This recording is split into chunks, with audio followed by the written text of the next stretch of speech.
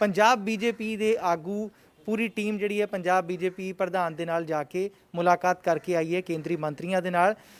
ਅਮਿਤ ਸ਼ਾਹ ਹੋਣਾ ਨਾਲ ਜਾਂ ਫਿਰ ਨਰਿੰਦਰ ਸਿੰਘ ਤੋਮਰ ਹੋਣਾ ਨਾਲ ਜਾਂ ਫਿਰ ਰਾਜਨਾਥ ਸਿੰਘ ਹੋਣਾ ਨਾਲ ਇਹਨਾਂ ਮੀਟਿੰਗਸ ਵਿੱਚ ਕੀ ਕੁਝ ਫੀਡਬੈਕ ਸ਼ੇਅਰ ਹੋਇਆ ਕੀ ਗੱਲਬਾਤ ਹੋਈ ਗੱਲਬਾਤ ਕਿਵੇਂ ਅੱਗੇ ਵਧੇਗੀ ਕਿਸਾਨਾਂ ਦੇ ਨਾਲ ਇਸ ਬਾਰੇ ਅਸੀਂ ਚਰਚਾ ਕਰਾਂਗੇ ਸਾਡੇ ਨਾਲ ਬੀਜੇਪੀ ਦੇ ਦੋ ਆਗੂ ਨੇ ਸਾਡੇ ਨਾਲ ਨੇ ਜੀਵਨ ਸ਼ਰਮਾ ਤੇ ਨਾਲ ਨੇ ਸੁਭਾਸ਼ ਸ਼ਰਮਾ ਸਵਾਗਤ ਹੈ ਤੁਹਾਡਾ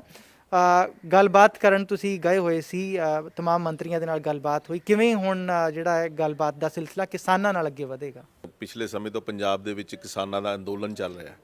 ਔਰ ਉਹਦੇ ਬਾਰੇ ਵੀ ਚਰਚਾ ਜਿਹੜੀ ਆ ਉਹਨਾਂ ਨਾਲ ਅਸੀਂ ਪਹਿਲਾਂ ਵੀ ਉਹਨਾਂ ਦੇ ਧਿਆਨ 'ਚ ਲਿਆਂਦੇ ਰਹੇ ਹਾਂ ਤੇ ਹੁਣ ਵੀ ਉਹਨਾਂ ਦੇ ਧਿਆਨ 'ਚ ਕੁਝ ਚੀਜ਼ਾਂ ਅਸੀਂ ਲਿਆਂਦੀਆਂ ਔਰ ਉਹਨਾਂ ਦੇ ਆਧਾਰ ਦੇ ਉੱਪਰ ਹੀ ਸਾਡੀ ਜਿਹੜੀ ਕੇਂਦਰ ਦੀ ਲੀਡਰਸ਼ਿਪ ਹੈ ਔਰ ਕੇਂਦਰ ਦੀ ਸਰਕਾਰ ਨੇ ਬੜਾ ਅੱਛਾ ਇੱਕ ਉਪਰਾਲਾ ਕਰਕੇ ਇਸ ਅੰਦੋਲਨ ਦੇ ਵਿੱਚ ਜਿਹੜੀਆਂ ਕਿਸਾਨਾਂ ਦੀਆਂ ਡਿਮਾਂਡ ਸੀਗੀਆਂ ਉਹਨਾਂ ਦੀਆਂ ਮੰਗਾਂ ਸੀਗੀਆਂ ਉਹਦੇ 'ਤੇ ਬੜੇ ਅੱਛੇ ਪ੍ਰਸਤਾਵ ਭੇਜੇ ਔਰ ਹੁਣ ਤਾਂ ਜਿਹੜੀ ਬਾਉਲ ਹੈ ਉਹ ਕਿਸਾਨਾਂ ਦੇ ਪਾਲੇ 'ਚ ਹੈ ਉਹਨਾਂ ਨੇ ਨਿਰਣੇ ਕਰਨਾ ਹੈ ਔਰ ਮੈਂ ਸਮਝਦਾ ਕਿ ਆਉਣ ਵਾਲੇ ਟਾਈਮ ਦੇ ਵਿੱਚ ਰਿਜ਼ਲਟ ਜਿਹੜਾ ਅੱਛਾ ਆਏਗਾ ਔਰ ਅੰਦੋਲਨ ਕਿਸਾਨ ਭਰਾ ਸਮਾਪਤ ਕਰਨਗੇ ਜੀ ਗੱਲਬਾਤ ਵਿੱਚ ਤੁਸੀਂ ਵੀ ਸ਼ਾਮਿਲ ਸੀ ਕਿ ਤੁਸੀਂ ਕਿਹਾ ਇੱਕ ਵਾਰ ਵੀ ਸਰਕਾਰ ਨਾਲ ਕੁਝ ਇੱਦਾਂ ਦਾ ਫੀਡਬੈਕ ਹੋਇਆ ਕਿ ਬਿੱਲ ਵਾਪਸ ਕਰਨੇ ਚਾਹੀਦੇ नहीं बिल्कुल नहीं देखो कानून किसानों के हित च बने हैं और भारतीय जनता पार्टी की केंद्र की सरकार भी भारतीय जनता पार्टी भी लगातार असी ये गल कह रहे हैं कि ये किसानों का फायदा होएगा किसानों नूं अल्टरनेट मार्केट मिलेगी हाँ अगर किसानों के कुछ खदशे ने किसानों दी कुछ आशंकावां ने पार्टी भी सरकार भी सुनने लई तैयार है और तुसीं देखिया होएगा लगातार साडियां 6 मीटिंगां साडे केंद्रीय मंत्रियों ने कीतियां किसान प्रतिनिधियों के नाल कीतियां और जो आशंके उन्होंने जाहिर किए सारे आशंकियां का समाधान साडी सरकार ने किया चाहे वो MSP की गल सी चाहे वो सरकारी मंडी की गल सी चाहे वो पैन कार्ड खरीदण का मसला सी चाहे वो कोर्ट जाण की किसानों की मंग सी सारिया मंगां मनदे हुए केंद्र सरकार ने एक प्रस्ताव लिखित च भेजिया गल्ली बाती नहीं कि असीं सारे संशोधन करने लई तैयार हैं और साडी सरकार तो इन्ने खुले मन नाल काम कर रही है नरेंद्र तोमर जी ने अज भी कहा सवेरे कि इस तो इलावा भी अगर किसान भरावां नूं कोई लगता है कोई होर संशोधन करने लई तैयार है असी इन्हां तिन्नां कानूनां दे एक क्लॉज ते चर्चा करके वो गल करन नूं तैयार है और हुणे प्रधानमंत्री जी ਦਾ ਗੁਜਰਾਤ ਦੌਰਾ ਚੱਲ ਰਿਹਾ ਸੀ मैं उन्होंने लाइव सुन रहा ਸੀਗਾ ਉੱਥੇ ਉਹਨਾਂ ਨੇ ਕਿਸਾਨਾਂ ਨਾਲ ਮੁਲਾਕਾਤ ਵੀ ਕੀਤੀ ਹੈ ਗੁਜਰਾਤ ਦਿਆਂ ਨਾਲ ਔਰ ਉੱਥੇ ਉਹਨਾਂ ਨੇ ਫਿਰ ਆਪਣੇ ਭਾਸ਼ਣ 'ਚ ਇਹ ਗੱਲ ਦੁਹਰਾਈ ਹੈ ਕਿ ਕਿਸਾਨ ਭਰਾਵਾਂ ਲਈ ਸਾਡੇ ਦਰਵਾਜ਼ੇ ਬਿਲਕੁਲ ਖੁੱਲ੍ਹੇ ਨੇ ਕਿਸੇ ਤਰ੍ਹਾਂ ਦੀ ਵੀ ਅਗਰ ਉਹਨਾਂ ਦਾ ਸੁਝਾਅ ਹੈ ਇਹਦੇ ਸੰਸ਼ੋਧਨ ਕਰਨ ਲਈ ਅਸੀਂ ਤਿਆਰ ਹਾਂ ਔਰ ਇਹ ਸਾਡੇ 3 ਦਿਨ ਦੀ ਜਿਹੜੀਆਂ ਮੀਟਿੰਗਾਂ ਹੋਈਆਂ ਹੈ ਕੇਂਦਰੀ ਮੰਤਰੀਆਂ ਨਾਲ ਉੱਥੇ ਵੀ ਇਹੀ ਗੱਲ ਆਈ ਹੈ ਕਿ ਅਸੀਂ ਬਿਲਕੁਲ ਤਿਆਰ ਹਾਂ ਜੋ ਵੀ ਵਿਸ਼ੇ ਕਿਸਾਨ ਭਰਾ ਰੱਖਣਗੇ ਜੋ ਵੀ ਉਹਨਾਂ ਦੀਆਂ ਸ਼ੰਕਾਵਾਂ ਹੋਣਗੀਆਂ ਅਸੀਂ ਉਹਨਾਂ ਨੂੰ ਦੂਰ ਕਰਾਂਗੇ ਸ਼ੰਕਾਵਾਂ ਦੀ ਤੁਸੀਂ ਗੱਲ ਕਰ ਰਹੇ ਹੋ ਕਿ ਸ਼ੰਕਾਵਾਂ ਜਿਹੜੀਆਂ ਦੂਰ ਕੀਤੀਆਂ ਜਾਣਗੀਆਂ ਪਰ ਕਿਸਾਨ ਤਾਂ ਕਹਿ ਰਹੇ ਨੇ ਸ਼ੰਕਾਵਾਂ ਹੀ ਸ਼ੰਕਾਵਾਂ ਨੇ ਤੁਸੀਂ ਤਿੰਨੋਂ ਬਿੱਲ ਜਦ ਤੁਸੀਂ ਇੰਨੀਆਂ ਅਮੈਂਡਮੈਂਟਸ ਕਰਨ ਲਈ ਤਿਆਰ ਹੋ ਤਾਂ ਬਿੱਲ ਵਾਪਸ ਕਰਨ ਦਾ ਕੋਈ ਫੀਡਬੈਕ ਇਹਦਾ ਤੁਸੀਂ ਸ਼ੇਅਰ ਕੀਤਾ ਹੈ ਪੰਜਾਬ ਵੱਲੋਂ ਕਿ ਸਾਨੂੰ ਆਉਣ ਵਾਲੇ ਸਮੇਂ ਵਿੱਚ ਅਸੀਂ ਇਕੱਲੇ ਵੀ ਹਾਂ ਮਤਲਬ ਅਲਾਇੰਸ 'ਚ ਨਹੀਂ ਹਾਂ ਜੋ ਅਟੈਕਸ ਹੋ ਰਹੇ ਨੇ ਘਰ ਘੇਰੇ ਜਾ ਰਹੇ ਨੇ ਟਰੈਕਟਰਾਂ ਦੇ ਜ਼ਰੀਏ BJP ਆਗੂਆਂ ਦੇ ਤੁਸੀਂ ਕੁਝ ਅਜਿਹਾ ਫੀਡਬੈਕ ਵੀ ਸ਼ੇਅਰ ਕੀਤਾ ਕਿ ਕੁਝ ਦਿੱਕਤ ਦੀ ਸਥਿਤੀ ਜਿਹੜੀ ਉਹ ਪੈਦਾ ਹੋ ਸਕਦੀ ਹੈ ਅਸੀਂ ਦੇਖੋ ਦੋ ਚੀਜ਼ਾਂ ਨੇ ਹਾਂਜੀ ਪਹਿਲਾ ਤੁਹਾਡਾ ਸਵਾਲ ਸੀਗਾ ਕਿ ਸ਼ੰਕਾਵਾਂ ਹਾਂਜੀ ਇਹ ਅੰਦੋਲਨ ਚੱਲੇ ਹੀ ਸ਼ੰਕਾਵਾਂ ਦੇ ਸਿਰ ਤੇ ਸੀਗਾ ਕਿ ਜੀ ਖਦਸ਼ੇ ਹੈ ਕਿ MSP ਖਤਮ ਹੋ ਜਾਏਗੀ ਖਦਸ਼ਾ ਹੈ ਕਿ ਜੇ ਕੰਟਰੈਕਟ ਫਾਰਮਿੰਗ ਦੇ ਵਿੱਚ ਜਿਹੜਾ ਕੰਟਰੈਕਟ ਕਰਨ ਵਾਲਾ ਪ੍ਰਾਈਵੇਟ ਅਦਾਰਾ ਹੈਗਾ ਅਗਰ ਉਹਦੇ ਨਾਲ ਕੋਈ ਡਿਸਪਿਊਟ ਹੋ ਜਾਂਦਾ ਉਹ SDM ਦੀ ਕੋਰਟ 'ਚ ਨਾ ਜਾ ਕੇ ਜੁਡੀਸ਼ਲੀ ਕੋਰਟ ਦੇ ਵਿੱਚ ਜਾਵੇ ਇਸ ਤਰ੍ਹਾਂ ਇਹ ਸ਼ੰਕਾਵਾਂ ਦੇ ਆਧਾਰ ਦੇ ਉੱਪਰ ਹੀ ਅੰਦੋਲਨ ਐਡਾ ਵੱਡਾ ਜਿਹੜਾ ਚੱਲਿਆ ਪੰਜਾਬ 'ਚ ਚੱਲਿਆ ਹੁਣ ਦਿੱਲੀ 'ਚ ਜਾ ਕੇ ਬੈਠ ਗਏ ਕਿਸਾਨ ਭਰਾ ਸਾਡੇ ਸੋ ਸ਼ੰਕਾਵਾਂ ਨੂੰ ਦੂਰ ਕੀਤਾ ਗਿਆ ਹੈਗਾ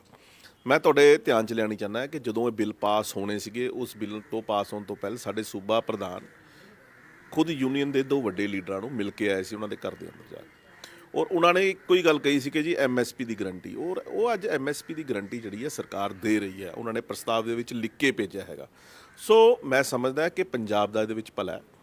ਪੰਜਾਬ ਦੀ ਕਿਸਾਨੀ ਦਾ ਭਲਾ ਹੈ ਵੈਸੇ ਤਾਂ ਇਹਨਾਂ ਕਾਨੂੰਨਾਂ ਦੇ ਵਿੱਚ ਕੁਛ ਲੰਬੀ ਚੌੜੀ ਗੱਲ ਪਹਿਲਾਂ ਵੀ ਹੈ ਨਹੀਂ ਸੀਗੀ ਇੱਕ ਸ਼ੰਕਾਵਾਂ ਦੇ ਆਧਾਰ 'ਤੇ ਖਦਸ਼ਿਆਂ ਦੇ ਆਧਾਰ 'ਤੇ ਐਡਾ ਵੱਡਾ ਅੰਦੋਲਨ ਕਰ ਲਿਆ ਚਲੋ ਹੁਣ ਉਹ ਖਦਸ਼ੇ ਜਿਹੜੇ ਨੇ ਕੇਂਦਰ ਦੀ ਸਰਕਾਰ ਨੇ ਦੂਰ ਕੀਤੇ ਨੇ ਔਰ ਬੜੇ ਖੁੱਲ੍ਹੇ ਮਨ ਨਾਲ ਕੀਤੇ ਨੇ ਬੜੇ ਉਹਦੇ ਨਾਲ ਕਿ ਇਹ ਹਰ ਤਰ੍ਹਾਂ ਦੀ ਜਿਹੜੀ ਗਰੰਟੀ ਹੈ ਜਿਸ ਤਰ੍ਹਾਂ ਸੁਭਾਸ਼ ਜੀ ਦੱਸ ਰਹੇ ਸੀ ਕਿ ਅੱਜ ਪ੍ਰਧਾਨ ਮੰਤਰੀ ਜੀ ਵੀ ਨੇ ਕਿਹਾ ਔਰ ਸਾਡੇ ਖੇਤੀਬਾੜੀ ਮੰਤਰੀ ਨਰਿੰਦਰ ਤੋਮਰ ਜੀ ਨੇ ਵੀ ਇਸ ਗੱਲ ਦੀ ਗਰੰਟੀ ਦਿੱਤੀ ਹੈ ਕਿ ਅਗਰ ਫਿਰ ਵੀ ਕੋਈ ਕਮੀ ਹੈਗੀ ਹੈ ਤੇ ਉਹ ਦੱਸਣ ਉਹ ਵੀ ਕਰਨ ਨੂੰ ਤਿਆਰ ਹੈ ਸੋ ਉਹਨਾਂ ਦੇ ਆਧਾਰ 'ਤੇ ਦੇਖੋ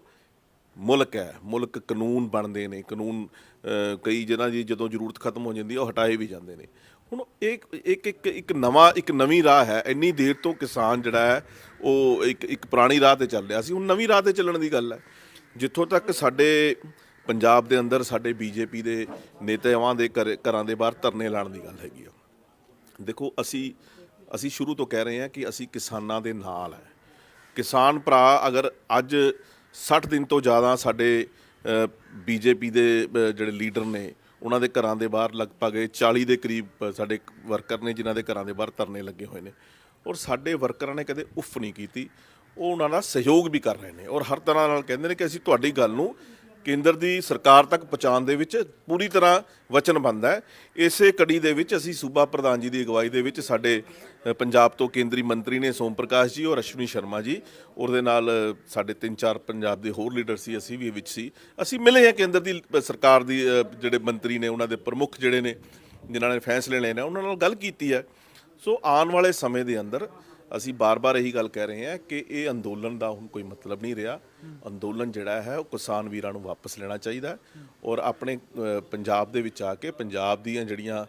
ਕੋਈ ਕਮੀ ਹੈ ਉਹਨੂੰ ਖੁਸ਼ਹਾਲੀ ਵੱਲ ਨੂੰ ਲੈ ਕੇ ਜਾਣ ਦਾ ਸਾਨੂੰ ਯਤਨ ਕਰਨਾ ਚਾਹੀਦਾ ਹੈ। ਤੁਸੀਂ ਪੰਜਾਬ ਦੀ ਖੁਸ਼ਹਾਲੀ ਦੀ ਗੱਲ ਕਰ ਰਹੇ ਹੋ, ਪਰ ਕਿਸਾਨ ਕਹਿ ਰਹੇ ਨੇ ਕਿ ਸਾਡੀ ਖੁਸ਼ਹਾਲੀ ਦੀ ਗੱਲ ਕਰੋ, ਬਿੱਲ ਵਾਪਸ ਲਓ। ਤੁਸੀਂ ਕਹਿ ਰਹੇ ਹੋ ਕਿ ਸਭ ਕੁਝ ਵਧੀਆ ਹੀ ਵਧੀਆ ਹੈ, ਸਭ ਕੁਝ ਚੰਗਾ ਹੀ ਚੰਗਾ ਹੈ, ਪਰ ਇਸ ਵਿਚਾਲੇ ਸਿਆਸਤ ਵੀ ਹੋ ਰਹੀ ਹੈ ਤੇ ਸੁਖਬੀਰ ਬਾਦਲ ਕਹਿ ਰਹੇ ਨੇ ਕਿ ਤੁਹਾਡੇ ਕਈ ਮੰਤਰੀਆਂ ਵੱਲੋਂ ਜਾਂ ਕਈ ਆਗੂਆਂ ਵੱਲੋਂ ਕਿਹਾ ਗਿਆ ਕਿ ਇਹ ਟੁਕੜੇ ਗੈਂਗ ਨੇ, ਇਹਦੇ ਵਿੱਚ ਪ੍ਰੋਟੈਸਟ ਵਿੱਚ ਜਾਂ ਫਿਰ ਕਈ ਤਰ੍ਹਾਂ ਦੀ ਗੱਲਾਂ ਕਹੀਆਂ ਗਈਆਂ। ਫਿਰ ਸੁਖਬੀਰ ਬਾਦਲ ਕਹਿ ਰਹੇ ਨੇ ਕਿ ਟੁਕੜੇ ਗੈਂਗ ਜਿਹੜਾ ਅਸਲ ਉਹ ਬੀਜੇਪੀ ਹੈ ਤੇ ਪਹਿਲੇ ਬੀਜੇਪੀ ਹਿੰਦੂ ਮੁਸਲਿਮ ਕਰਦੀ ਸੀ ਤੇ ਹੁਣ ਹਿੰਦੂ ਸਿੱਖ ਵਿੱਚ ਉਹ ਫੁੱਟ ਪਾਉਣ ਦੀ ਕੋਸ਼ਿਸ਼ ਹੋ ਰਹੀ ਹੈ। ਦੇਖੋ, ਮੈਂ ਸਮਝਦਾ ਸੁਖਬੀਰ ਬਾਦਲ ਜੀ ਦਾ ਬਿਆਨ ਬੜਾ ਮੰਦਭਾਗਾ ਔਰ ਬੜਾ ਅਨਫਾਰਚੂਨੇਟ ਹੈ ਔਰ ਮੈਂ ਤੁਹਾਨੂੰ ਇਹੀ ਸਲਾਹ ਦੇਵਾਂਗਾ ਕਿ ਉਹਨਾਂ ਨੂੰ ਆਪਣੇ ਪਿਤਾ ਜੀ ਸਰਦਾਰ ਪ੍ਰਕਾਸ਼ ਸਿੰਘ ਬਾਦਲ ਤੋਂ ਸਬਕ ਲੈਣਾ ਚਾਹੀਦਾ ਹੈ। ਸਾਡਾ 23 ਸਾਲ ਦਾ ਗਠਬੰਧਨ ਰਿਹਾ ਔਰ ਪੰਜਾਬ ਦੀ ਅਮਨ ਸ਼ਾਂਤੀ ਭਾਈਚਾਰੇ ਦੀ ਗਾਰੰਟੀ ਭਾਰਤੀ ਜਨਤਾ ਪਾਰਟੀ ਸ਼੍ਰੋਮਣੀ ਅਕਾਲੀ ਦਲ ਦਾ ਗਠਬੰਧਨ ਸੀ ਔਰ 23 ਸਾਲ ਸੁਖਬੀਰ ਬਾਦਲ ਜੀ ਨੇ ਉਸ ਗਠਬੰਧਨ ਦਾ ਨਿੱਘ ਵੀ ਮੰਨਿਆ ਹੈ। ਉਸ ਗਠਬੰਧਨ ਦੇ ਕਰਕੇ ਹੀ ਡਿਜ਼ਰਵ ਨਾ ਕਰਦੇ ਹੋਏ ਵੀ, ਮੈਨੂੰ ਦੁਹਰਾ ਕੇ ਗੱਲ ਕਹਿ ਰਿਹਾ, ਡਿਜ਼ਰਵ ਨਾ ਕਰਦੇ ਹੋਏ ਵੀ ਪਾਰਟੀ ਨੇ ਉਹਨਾਂ ਨੂੰ ਉਪ ਮੁੱਖ ਮੰਤਰੀ ਬਣਾਉਣ 'ਚ ਹਾਮੀ ਭਰੀ। ਕਿਉਂ? ਕਿਉਂਕਿ ਇਹ ਗਠਬੰਧਨ ਪੰਜਾਬ ਦੇ ਅਮਨ ਸ਼ਾਂਤੀ ਤੇ ਭਾਈਚਾਰੇ ਦਾ ਹੈ। 2 ਸੀਟਾਂ ਸੀ ਸ਼੍ਰੋਮਣੀ ਅਕਾਲੀ ਦਲ ਦੀਆਂ ਇਸ ਵਾਰ, ਪਿਛਲੀ ਵਾਰੀ 4 ਸੀ, ਇਸ ਵਾਰ 2 ਸੀ ਔਰ ਐਨਡੀਏ ਦੇ ਨਿਯਮਾਂ ਦੇ ਮੁਤਾਬਕ 2 ਸੀਟਾਂ ਵਾਲਿਆਂ ਨੂੰ ਸਟੇਟ ਮਿਨਿਸਟਰੀ ਮਿਲਦੀ ਹੈ। ਕੈਬਨਿਟ 'ਚ ਉਹਨਾਂ ਦੀ ਸ਼੍ਰੀਮਤੀ ਨੂੰ ਜਗ੍ਹਾ ਦਿੱਤੀ। ਡਿਜ਼ਰਵ ਨਹੀਂ ਕਰਦੇ ਸੀ ਕੈਬਨਿਟ ਆਪਣੀਆਂ ਸੀਟਾਂ ਦੇ ਹਿਸਾਬ ਨਾਲ, ਫਿਰ ਵੀ ਪਾਰਟੀ ਨੇ ਸੁਹਿਰਦਤਾ ਦਿਖਾਉਂਦੇ ਹੋਏ ਕੈਬਨਿਟ 'ਚ ਜਗ੍ਹਾ ਦਿੱਤੀ। ਜਿਸ ਪਾਰਟੀ ਨਾਲ ਤੁਸੀਂ ਇੰਨਾ ਲੰਬਾ ਸਮਾਂ ਰਹੇ, ਨਿੱਘ ਮਾਨਿਆ, ਸਰਕਾਰ ਭੋਗੀ, ਅੱਜ ਉਹਦੇ ਬਾਰੇ ਜਿਸ ਤਰ੍ਹਾਂ ਦੇ ਉਹ ਸ਼ਬਦ ਬੋਲ ਰਹੇ ਨੇ, ਮੈਨੂੰ ਲੱਗਦਾ ਹੈ ਉਹਨਾਂ ਦੀ ਸੂਝ-ਬੂਝ ਤੇ ਹੀ ਪ੍ਰਸ਼ਨ ਚਿੰਨ੍ਹ ਹੈ। ਜੈਸੀ ਭਾਸ਼ਾ ਸੁਖਬੀਰ ਜੀ ਬੋਲਦੇ ਆ, ਮੈਂ ਐਸੀ ਭਾਸ਼ਾ ਤਾਂ ਨਹੀਂ ਬੋਲ ਸਕਦਾ ਕਿਉਂਕਿ ਮੇਰੀ ਪਾਰਟੀ ਦੇ ਸੰਸਕਾਰ ਔਰ ਕਲਚਰ ਮੈਨੂੰ ਐਸੀ ਭਾਸ਼ਾ ਵਰਤਣ ਦੀ ਇਜਾਜ਼ਤ ਨਹੀਂ ਦਿੰਦਾ ਔਰ ਮੈਂ ਬੋਲਣਾ ਵੀ ਨਹੀਂ ਚਾਹੁੰਦਾ। ਸਾਡਾ ਉਹਨਾਂ ਨਾਲ ਬੜਾ ਪੁਰਾਣਾ ਰਿਸ਼ਤਾ ਰਿਹਾ ਹੈ, ਲੇਕਿਨ ਉਹਨਾਂ ਨੂੰ ਜ਼ਰੂਰ ਇੱਕ ਵਾਰੀ ਸ਼ਾਂਤੀ ਨਾਲ ਬੈਠ ਕੇ ਆਪਣੀ ਪੀੜ੍ਹੀ ਥੱਲੇ ਸੋਟਾ ਮਾਰਨਾ ਚਾਹੀਦਾ ਹੈ ਕਿ ਪੰਜਾਬ ਦੀ ਜਨਤਾ ਉਹਨਾਂ ਬਾਰੇ ਤੇ ਉਹਨਾਂ ਦੇ ਪਰਿਵਾਰ ਦੇ ਬਾਕੀ ਮੈਂਬਰਾਂ ਬਾਰੇ ਕੀ ਸੋਚਦੀ ਹੈ, ਉਹਨਾਂ ਦੇ ਕੀ ਇਲਜ਼ਾਮ ਲੱਗਦੇ ਹੈ, ਕਿਸ ਪ੍ਰਕਾਰ ਦੀਆਂ ਗਤੀਵਿਧੀਆਂ 'ਚੋਂ ਸ਼ਾਮਿਲ ਰਹੇ ਨੇ। ਇਹਦੇ ਬਾਰੇ ਜਰਾ ਉਹ ਚਾਨਣਾ ਪਾਉਣਗੇ ਤਾਂ ਉਹਨਾਂ ਨੂੰ ਸਮਝ ਆ ਜਾਏਗੀ ਕਿ ਉਹ ਕਿੱਥੇ ਖੜੇ ਨੇ ਔਰ ਭਾਰਤੀ ਜਨਤਾ ਪਾਰਟੀ ਕਿੱਥੇ ਖੜੀ ਹੈ। ਜਾਂਦੇ ਜਾਂਦੇ ਹੱਲ ਕਿਵੇਂ ਨਿਕਲੇਗਾ ਕਿ ਡੈਡਲੌਕ ਜਿਹੜਾ ਹੁਣ ਬਰਕਰਾਰ ਹੈ? ਤੁਸੀਂ ਕਹਿ ਰਹੇ ਹੋ ਕਿ ਕਈ ਅੱਜ ਮੋਦੀ ਜੀ ਕਈ ਕਿਸਾਨ ਆਗੂਆਂ ਨਾਲ ਗੁਜਰਾਤ 'ਚ ਜਾ ਕੇ ਮਿਲੇ ਹੈ ਕਿਸਾਨਾਂ ਨਾਲ, ਤੇ ਚਰਚਾਵਾਂ ਇਹ ਹੋ ਰਹੀਆਂ ਨੇ ਕਿ ਜਿਹੜੇ ਇਹ ਕਿਸਾਨ ਪ੍ਰੋਟੈਸਟ ਕਰ ਰਹੇ ਨੇ ਇਹਨਾਂ ਨਾਲ ਕਦੋਂ ਰਾਬਤਾ ਹੋਏਗਾ ਜਾਂ ਚਰਚਾਵਾਂ ਇਹ ਹੁੰਦੀਆਂ ਨੇ। ਦੂਜਾ, ਇਸੇ ਸਿਆਸਤ ਇਸ ਤਰੀਕੇ ਨਾਲ ਹੋ ਰਹੀ ਕਿ ਟਵਿੱਟਰ ਤੇ ਵੀ ਵਾਰ ਹੋ ਰਿਹਾ ਹੈ, ਪੰਜਾਬ ਤੇ ਦਿੱਲੀ ਵਿੱਚ ਮਤਲਬ ਜੋ ਸੀਐਮਸ ਨੇ ਉਹਨਾਂ ਵਿੱਚ ਵਾਰ ਹੋ ਰਿਹਾ। ਇਸ ਬਾਰੇ ਤੁਹਾਡੀ ਪ੍ਰਤੀਕਿਰਿਆ? ਨਹੀਂ, ਜਿੱਥੋਂ ਤੱਕ ਤਾਂ ਰਾਬਤੇ ਦੀ ਗੱਲ ਹੈ, ਹਾਂਜੀ, ਕੱਲ ਵੀ ਸਾਡੇ ਖੇਤੀਬਾੜੀ ਮੰਤਰੀ ਸ਼੍ਰੀਮਾਨ ਨਰਿੰਦਰ ਤੋਮਰ ਜੀ ਦੀ ਸਟੇਟਮੈਂਟ ਸੀ ਕਿ ਸਾਡੇ ਦਰਵਾਜ਼ੇ 24 ਘੰਟੇ, ਅੱਜ ਵੀ ਉਹਨਾਂ ਨੇ ਕਿਹਾ, ਪ੍ਰਧਾਨ ਮੰਤਰੀ ਜੀ ਕਹਿ ਰਹੇ ਨੇ ਸਾਡੀ ਸਰਕਾਰ ਦੇ ਦਰਵਾਜ਼ੇ ਹਮੇਸ਼ਾ ਕਿਸਾਨਾਂ ਲਈ ਖੁੱਲ੍ਹੇ ਹੈ, ਉਹ ਕਿਸੇ ਟਾਈਮ ਵੀ ਗੱਲਬਾਤ ਵਾਸਤੇ ਆ ਸਕਦੇ ਨੇ, ਕੋਈ ਇਸ਼ੂ ਨਹੀਂ ਹੈਗਾ। ਔਰ ਬੜਾ ਕਲੀਅਰ ਹੈ, ਜਦੋਂ ਹੁਣ ਇਹਨਾਂ ਬਿੱਲਾਂ ਦੇ ਵਿੱਚ ਕੁਛ ਰਿਹਾ ਨਹੀਂ, ਮੈਂ ਤਾਂ ਫਿਰ ਇੱਕ ਵਾਰੀ ਦੁਬਾਰਾ ਰਿਪੀਟ ਕਰ ਰਿਹਾ ਗੱਲ ਨੂੰ, ਜਦੋਂ ਇਹਨਾਂ ਬਿੱਲਾਂ 'ਚ ਕੁਛ ਰਿਹਾ ਹੀ ਨਹੀਂ ਹੈਗਾ ਤੇ ਕਿਸਾਨਾਂ ਵੀਰਾਂ ਨੂੰ ਇਹ ਅੰਦੋਲਨ ਵਾਪਸ ਲੈਣਾ ਚਾਹੀਦਾ। ਬਿੱਲ ਵਾਪਸ, ਜੇ ਇਹਨਾਂ 'ਚ ਕੁਝ ਰਿਹਾ ਨਹੀਂ ਹੈ ਫਿਰ ਬਿੱਲ ਕਿਉਂ ਨਹੀਂ ਵਾਪਸ ਹੋ ਸਕਦੇ ਜੋ ਕਿਸਾਨ ਬਾਰ-ਬਾਰ ਕਹਿ ਰਹੇ ਨੇ? ਦੇਖੋ, ਮੈਂ ਫਿਰ ਇਹ ਗੱਲ ਕਰ ਰਿਹਾ ਕਿ ਇੱਕ ਨਵੀਂ ਲਾਈਨ ਹੈ। ਕਿਸਾਨ ਪੁਰਾਣੀ ਲਾਈਨ ਤੇ ਵੀ ਰਹਿ ਸਕਦਾ ਹੈ ਔਰ ਨਵੀਂ ਲਾਈਨ ਤੇ ਵੀ ਜਾ ਸਕਦਾ ਹੈ। ਅਗਰ ਉਹਨਾਂ ਨੂੰ ਲੱਗਦਾ ਕਿ ਨਵੀਂ ਲਾਈਨ ਤੇ ਜਾਣ ਵਾਸਤੇ ਸਾਨੂੰ ਜ਼ਰੂਰਤ ਨਹੀਂ ਸੀ, ਪੁਰਾਣੇ ਉਹਦੇ ਤੇ ਹੀ ਰਹਿਣਾ ਚਾਹੁੰਦੇ ਤੇ ਪੁਰਾਣੇ ਤੇ ਰਹਿਣ। ਜੇ ਕੋਈ ਕਿਸਾਨ ਵੀਰ ਨਵੀਂ ਲਾਈਨ ਤੇ ਜਾਣਾ ਚਾਹੁੰਦਾ ਹੈ ਤੇ ਨਵੀਂ ਲਾਈਨ ਤੇ ਜਾਵੇ। ਜੇ ਇਹਨੂੰ ਲੱਗਦਾ ਹੈ ਕਿ ਜਿਹੜਾ ਇਹ ਫਸਲੀ ਚੱਕਰ ਹੈ ਇਹਦੇ ਚੋਂ ਨਿਕਲ ਕੇ ਮੈਂ ਮਸ਼ਰੂਮ ਲਗਾਉਣੀ ਚਾਹੁੰਦਾ ਹੈ, ਮੈਂ ਦਾਲਾਂ ਬੀਜਣੀਆਂ ਚਾਹੁੰਦਾ ਹੈ, ਮੈਂ ਕੁਝ ਹੋਰ ਨਵਾਂ ਕਰਨਾ ਚਾਹੁੰਦਾ ਹੈ, ਜਾਂ ਕੋਈ ਵੱਡਾ ਜਿਹੜਾ ਜਿਹਨੂੰ FPO ਪ੍ਰਧਾਨ ਮੰਤਰੀ ਜੀ ਨੇ ਇੱਕ ਬੜਾ ਵਧੀਆ ਚਲਾਇਆ ਹੈਗਾ, ਜੇ ਉਹਦੇ 'ਚ ਰਹਿ ਕੇ ਕੰਮ ਕਰਨਾ ਚਾਹੁੰਦਾ ਤੇ ਉਹਦੇ 'ਚ ਕਰੇ, ਨਹੀਂ ਕਰਨਾ ਚਾਹੁੰਦਾ ਤੇ ਪੁਰਾਣੇ ਸਿਸਟਮ 'ਚ ਰਹੇ। ਔਰ ਉਹਦੇ 'ਚ ਜਿਹੜੇ ਖਦਸ਼ੇ ਸੀ ਉਹਨਾਂ ਨੇ ਦੂਰ ਕਰਤੇ।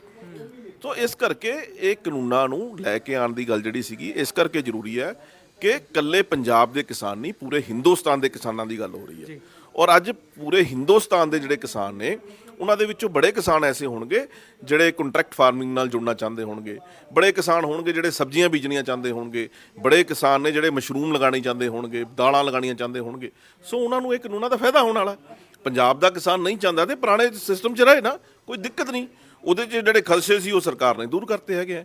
ਇਹ ਚਾਹੇ ਨਹੀਂ ਕਹਿਣਾ ਮੇਰਾ। ਚਲੋ ਇੱਕ ਸਵਾਲ ਤੁਹਾਡੇ ਤੋਂ ਵੀ ਕਿ ਖਦਸ਼ੇ ਦੂਰ ਕਰਨ ਦੀ ਗੱਲ ਹੋ ਰਹੀ, ਪਰ ਖਦਸ਼ੇ ਦੂਰ ਕਿਉਂ ਨਹੀਂ ਹੋ ਪਾ ਰਹੇ? ਅੰਦੋਲਨ ਜਿਹੜਾ ਹੈ ਉਹ ਲਗਾਤਾਰ ਵੱਧਦਾ ਜਾ ਰਿਹਾ, ਟਰੈਕਟਰ ਟਰਾਲੀਆਂ ਜਿਹੜੀਆਂ ਲਗਾਤਾਰ ਦਿੱਲੀ ਵੱਲ ਨੂੰ ਕੂਚ ਕਰ ਰਹੀਆਂ ਨੇ। ਸੋ ਖਦਸ਼ੇ ਦੂਰ ਕਿਉਂ ਨਹੀਂ ਹੋ ਰਹੇ? ਹੱਲ ਕਿਵੇਂ ਨਿਕਲੇਗਾ? ਨਹੀਂ, ਮੈਨੂੰ ਲੱਗਦਾ ਖਦਸ਼ੇ ਵੀ ਦੂਰ ਹੋਣਗੇ, ਹੱਲ ਵੀ ਨਿਕਲੇਗਾ। ਔਰ ਤੁਸੀਂ ਦੇਖੋ, ਜਿੰਨਾ ਮੰਗਾਂ ਨੂੰ ਲੈ ਕੇ ਅੰਦੋਲਨ ਸ਼ੁਰੂ ਹੋਇਆ ਸੀਗਾ, ਉਦੋਂ ਕਾਨੂੰਨ ਵਾਪਸ ਲੈਣ ਦੀ ਕੋਈ ਮੰਗ ਹੀ ਨਹੀਂ ਸੀਗੀ। ਉਦੋਂ ਮੰਗ ਸੀ ਸਾਨੂੰ MSP ਦੀ ਗਾਰੰਟੀ ਦੇ ਦਿਓ, ਉਦੋਂ ਮੰਗ ਸੀ ਸਾਡੀ ਮੰਡੀ ਸਿਸਟਮ ਬਰਕਰਾਰ ਰਹਿਣਾ ਚਾਹੀਦਾ ਹੈ, ਉਦੋਂ ਮੰਗ ਸੀ ਸਾਨੂੰ ਕੋਰਟ 'ਚ ਜਾਣ ਦੀ ਆਜ਼ਾਦੀ ਮਿਲਣੀ ਚਾਹੀਦੀ ਹੈ, ਉਦੋਂ ਮੰਗ ਸੀ ਕਿ ਪੈਨ ਕਾਰਡ ਤੇ ਖਰੀਦ ਨਾ ਕਰਕੇ ਉਹਦੀ ਕੋਈ ਰਜਿਸਟ੍ਰੇਸ਼ਨ ਦੀ ਵਿਵਸਥਾ ਹੋਣੀ ਚਾਹੀਦੀ ਹੈ। ਉਹਨਾਂ ਸਾਰੀਆਂ ਮੰਗਾਂ ਤੇ ਕੇਂਦਰ ਸਰਕਾਰ ਨੇ ਮੰਨ ਲਈਆਂ, ਉਹ ਸਾਰੇ ਵਿਸ਼ੇ ਵੀ ਠੀਕ ਕਰਤੇ। ਔਰ ਉਹਨਾਂ ਸੰਸ਼ੋਧਨਾਂ ਤੋਂ ਬਾਅਦ ਹਿੰਦੁਸਤਾਨ ਦੇ ਬਹੁਤ ਸਾਰੇ ਕਿਸਾਨ ਸੰਗਠਨ ਤੁਸੀਂ ਦੇਖਿਆ ਹੋਵੇਗਾ ਪਿਛਲੇ 3 ਦਿਨਾਂ 'ਚ ਤੋਮਰ ਜੀ ਨੂੰ ਮਿਲ ਰਹੇ ਨੇ ਕਿ ਸਾਨੂੰ ਇਹ ਸੰਸ਼ੋਧਨ ਵੀ ਸਵੀਕਾਰ ਹੈ, ਸਾਨੂੰ ਇਹ ਬਿੱਲ ਵੀ ਸਵੀਕਾਰ ਨੇ। ਸੋ ਮੈਨੂੰ ਲੱਗਦਾ ਹੈ ਕਿ ਸਾਡੇ ਜਿਹੜੇ ਕੁਝ ਕਿਸਾਨ ਸੰਗਠਨ ਨੇ ਉਹਨਾਂ ਨੂੰ ਵੀ ਹੁਣ ਇਹ ਜ਼ਿੱਦ ਛੱਡਣੀ ਚਾਹੀਦੀ ਹੈ।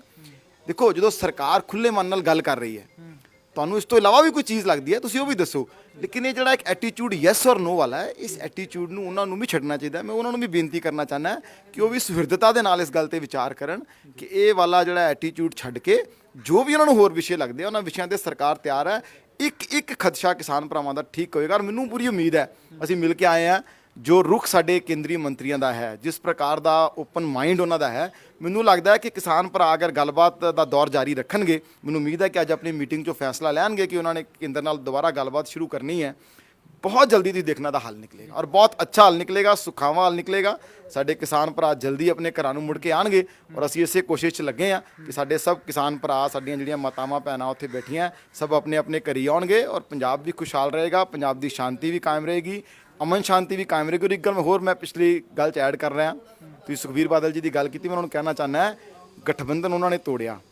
ਇਹ ਭਾਜਪਾ ਸ਼੍ਰੋਮਣੀ ਅਕਾਲੀ ਦਲ ਦਾ ਗਠਬੰਧਨ ਟੁੱਟਿਆ ਹੈ। ਪੰਜਾਬ ਦੇ ਹਿੰਦੂ ਸਿੱਖ ਭਾਈਚਾਰਾ ਕਾਇਮ ਹੈ ਔਰ ਜਦ ਤੱਕ ਭਾਰਤੀ ਜਨਤਾ ਪਾਰਟੀ ਹੈ, ਭਾਰਤੀ ਜਨਤਾ ਪਾਰਟੀ ਦਾ ਇੱਕ ਵੀ ਕਾਰਜਕਰਤਾ ਪੰਜਾਬ 'ਚ ਹੈ, ਪੰਜਾਬ ਦੇ ਭਾਈਚਾਰੇ ਨੂੰ ਕੋਈ ਚੋਟ ਨਹੀਂ ਪਹੁੰਚਾ ਸਕਦਾ। ਪੰਜਾਬ ਦੇ ਭਾਈਚਾਰੇ ਦੀ ਗਾਰੰਟੀ ਭਾਰਤੀ ਜਨਤਾ ਪਾਰਟੀ ਹੈ। ਅੱਛਾ, ਇੱਕ ਜਾਂਦੇ ਜਾਂਦੇ ਸਵਾਲ ਇੱਕ ਹੈ ਕਿ A ਟੀਮ ਔਰ B ਟੀਮ ਦੀ ਚਰਚਾ ਹੋ ਰਹੀ ਹੈ। ਕਾਂਗਰਸ ਔਰ ਆਪ ਦੇ ਲੋਕ ਜਿਹੜੇ ਨੇ ਕੁਝ ਇਲਜ਼ਾਮਬਾਜ਼ੀਆਂ ਕਰ ਰਹੇ ਨੇ, ਕਿਹੜੀ ਹੈ ਤੁਹਾਡੀ B ਟੀਮ? ਐਸਾ ਮੈਂ ਤੁਹਾਨੂੰ ਦੱਸਾਂ, ਇਸ ਵੇਲੇ ਸਾਰੀਆਂ ਪਾਰਟੀਆਂ ਨੂੰ ਪੰਜਾਬ 'ਚ BJP ਫੋਬੀਆ ਹੋ ਗਿਆ ਹੈ। ਔਰ ਉਹ BJP ਫੋਬੀਆ ਕਿਉਂ ਹੋ ਗਿਆ ਹੈ? ਕਿਉਂਕਿ ਉਹ ਦੇਖ ਰਹੇ ਨੇ, ਪੋਲੀਟੀਕਲ ਆਦਮੀ ਨਾ ਜੀ ਬੜਾ ਸਿਆਣਾ ਹੁੰਦਾ ਹੈ। ਪੋਲੀਟੀਕਲ ਆਦਮੀ ਨੂੰ ਪਤਾ ਲੱਗ ਜਾਂਦਾ ਹੈ ਕਿ ਸਾਹਮਣੇ ਕੀ ਵਾਪਰ ਰਿਹਾ ਹੈ, ਅੱਗੇ ਕੀ ਹੋਣ ਵਾਲਾ ਹੈ। ਤੁਸੀਂ ਦੇਖੋ, ਬੰਗਾਲ 'ਚ BJP ਦੀ ਪ੍ਰੈਜ਼ੈਂਸ ਨਹੀਂ ਸੀ, ਲੇਕਿਨ ਮਮਤਾ ਬੈਨਰਜੀ ਦੇ ਔਰ ਤ੍ਰਿਣਮੂਲ ਨੇ BJP ਤੇ ਹਮਲੇ ਕਰਨੇ ਸ਼ੁਰੂ ਕੀਤੇ, BJP ਕਾਰਜਕਰਤਾਵਾਂ ਨੂੰ ਮਾਰਨਾ ਸ਼ੁਰੂ ਕੀਤਾ, 100 ਤੋਂ ਵੱਧ ਕਾਰਜਕਰਤਾਵਾਂ ਦੀ ਹੱਤਿਆ ਹੋਈ। ਕਿਉਂ ਸ਼ੁਰੂ ਕੀਤਾ? ਉਹਨਾਂ ਨੂੰ ਪਹਿਲਾਂ ਹੀ ਦਿਖਣਾ ਸ਼ੁਰੂ ਹੋ ਗਿਆ ਕਿ BJP ਬੰਗਾਲ 'ਚ ਆ ਰਹੀ ਹੈ। ਇਸੇ ਤਰ੍ਹਾਂ ਹੀ ਪੰਜਾਬ 'ਚ ਨਾ ਸਾਰੀਆਂ ਪਾਰਟੀਆਂ ਨੂੰ ਦਿਖਣਾ ਸ਼ੁਰੂ ਹੋ ਗਿਆ ਕਿ 2022 'ਚ ਭਾਰਤੀ ਜਨਤਾ ਪਾਰਟੀ ਪੰਜਾਬ 'ਚ ਆ ਰਹੀ ਹੈ। ਇਸ ਕਰਕੇ ਉਹਨਾਂ ਸਾਰਿਆਂ ਦਾ ਨਿਸ਼ਾਨਾ ਹੁਣ BJP ਹੈ। ਉਹ ਇੱਕ ਦੂਜੇ ਨੂੰ ਭੁੱਲ ਗਏ ਨੇ, ਉਹ ਇੱਕ ਦੂਜੇ ਨੂੰ ਉਹਨਾਂ ਨੇ ਛੱਡਤਾ ਹੈ ਤੇ ਸਾਰਿਆਂ ਦਾ ਨਿਸ਼ਾਨਾ ਹੈ। ਔਰ ਮੈਂ ਸਮਝਦਾ ਇੱਕ ਸੰਕੇਤ ਹੈ ਕਿ BJP ਪੰਜਾਬ 'ਚ ਇੱਕ ਬੜੀ ਸ਼ਕਤੀ ਬਣ ਕੇ ਉਭਰੇਗੀ ਔਰ 2022 'ਚ ਸਰਕਾਰ ਬਣਾਏਗੀ। ਧੰਨਵਾਦ ਸਾਡੇ ਨਾਲ ਜੁੜਨ ਦੇ ਲਈ ਜੀਵਨ ਜੀ ਤੇ ਸੁਭਾਸ਼ ਜੀ। ਸੋ ਇਹ ਗੱਲਬਾਤ BJP ਦੇ ਉਹ ਆਗੂ ਜਿਹੜੇ ਦਿੱਲੀ ਵਿੱਚ तमाम ਮੰਤਰੀਆਂ ਦੇ ਨਾਲ, ਪੰਜਾਬ BJP ਦੇ ਉਹ ਆਗੂ ਜਿਹੜੇ ਦਿੱਲੀ ਵਿੱਚ तमाम ਮੰਤਰੀਆਂ ਦੇ ਨਾਲ ਗੱਲਬਾਤ ਕਰਕੇ ਆਏ ਨੇ। ਕਿਸਾਨ ਅੰਦੋਲਨ ਨਾਲ ਜੁੜਿਆ ਹੋਇਆ ਫੀਡਬੈਕ ਇਹਨਾਂ ਨੇ ਦਿੱਤਾ। ਕੀ ਕੁਝ ਗੱਲਬਾਤ ਰਹੀ ਉਹ ਤੁਸੀਂ ਸੁਣੀ ਜਗਬਾਣੀ ਤੇ। ਕੈਮਰਾਮੈਨ ਰਿੰਕੂ ਦੇ ਨਾਲ ਸ਼ਮਿਤ, ਜਗਬਾਣੀ TV ਚੰਡੀਗੜ੍ਹ।